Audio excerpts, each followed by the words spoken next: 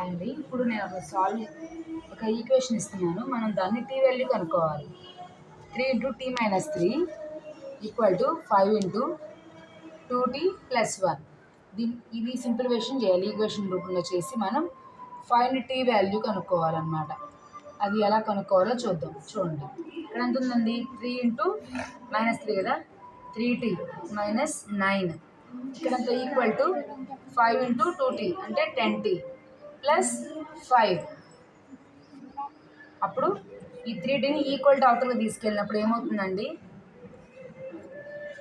ఈ 5ని ఇటు తీసుకురావాలి. అప్పుడు 9 - 9 5 = 10t - 3t. 9 - 5 అంటే యాడ్ చేయాలి. యాడ్ చేస్తే ఎంత వస్తుంది? 14. మైనస్ వాల్యూ వేసుకోవాలి. -14 = 10లో నుంచి 3 తీసేయాలి. అప్పుడు ఎంత అవుతుంది? 70 అవుతుంది. రాసుకోండి. therefore 70 = -14. t = -4/7. ఈ 7 టేబుల్ 2 టైమ్స్ పోతుంది అనమాట. therefore t = -2. ఇదండి వాల్యూ, టీ వాల్యూ.